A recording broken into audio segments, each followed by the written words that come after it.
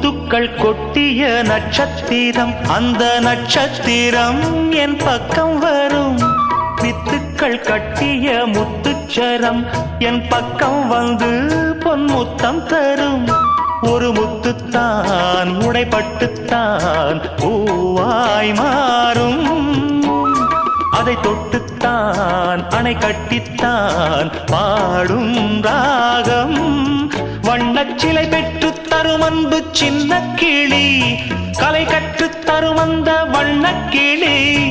சிந்திடாமல் வந்த தேனே சொந்தமானே நான்.